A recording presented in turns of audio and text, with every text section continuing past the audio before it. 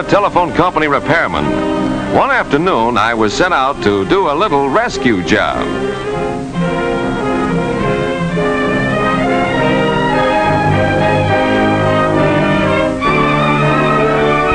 A telephone pole doesn't make a very good landing field for a model airplane.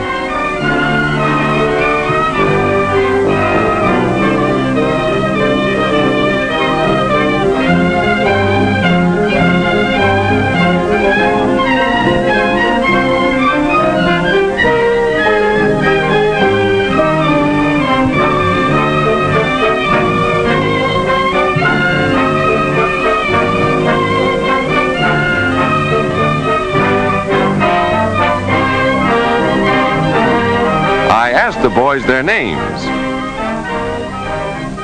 One was named Pete Morrison, lived nearby. The other boy was Joe White. He lived down the block. But I couldn't get tough with the boys. I knew they hadn't done it on purpose.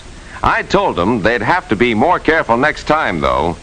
Telephone lines are a mighty important part of our town's communication system. I asked the boys if they knew what communication meant. Joe said he guessed it meant people talking to each other. That was right in a way, but communications is much more important than just talking. When you crook your finger at somebody, that means, "Come here." That's a kind of communication too, just like talking. It transfers an idea. That's what communication means. Transferring an idea. Do you know what would happen if all our communications suddenly stopped working? I asked the boys that. Why, for one thing, I said, there wouldn't be any programs on the radio. No more serials or adventure stories. No more funnies either. Radio and newspapers are kinds of communication too. But communication is a lot more important than serials and funny papers. Suppose you became sick all of a sudden and your mother decided to call the doctor. If the phone was out of order, it might be hours before he could be reached, and that could be serious. Without communications, our town wouldn't get along well at all. But we could still talk to each other, Pete said. Pete was right. Talking together face to face is a form of communication. That's the simplest kind we have. But when we aren't that close together, when we're so far apart that we can't even shout to each other, then we need another kind of communication. I showed Pete and Joe what I meant. Even when you're several blocks apart, you can still talk together. Over a telephone wire. We might say the wire ties you together. Communications tie everybody in our whole community together like that. The postman carrying the mail also helps connect everybody in our community. Our community is tied together by many different lines of communication. While I was talking to the boys, I had an idea. We played a game of make-believe.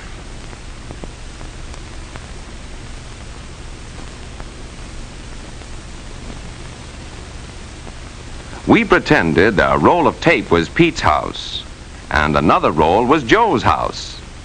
An insulator was a church. It even had a steeple. Joe's pocket knife was a butcher shop, and a notebook was the boys' school.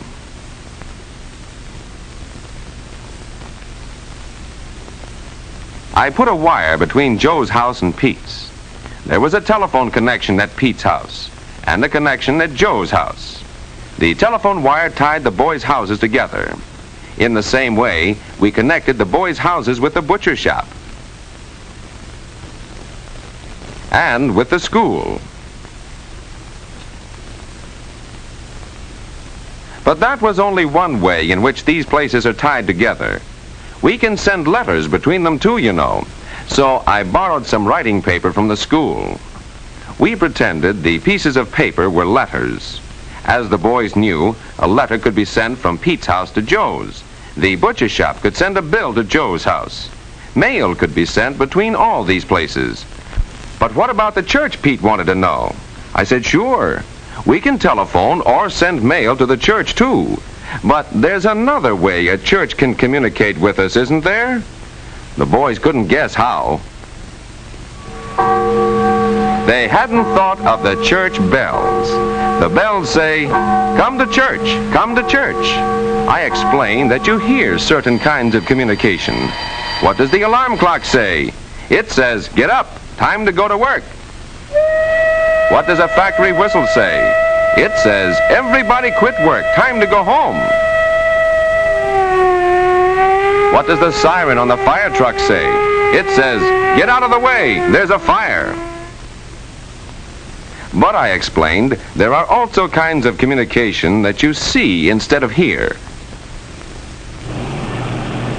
When a policeman raises his hand, what does his signal mean? That's right, it tells the people in the cars to stop or go. Even flashes of light in code can communicate ideas. Signs are also signals. Some signs don't even need words, like this one. Other signs come right out and say it. They give a warning to keep people from getting hurt. People read newspapers that tell the latest happenings.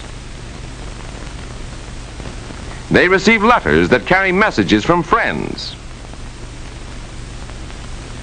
People go to the movies to see and hear a story. I explained to Pete and Joe that our town works better because it's tied together by communications. But I said, communications also tie us to other towns. We played make-believe again, pretended a rock was a big city far away. When I asked the boys what kind of communication tied us to the city, Pete thought of one right away. Mail, he said. Then Joe thought of another kind of communication. Telephone long distance.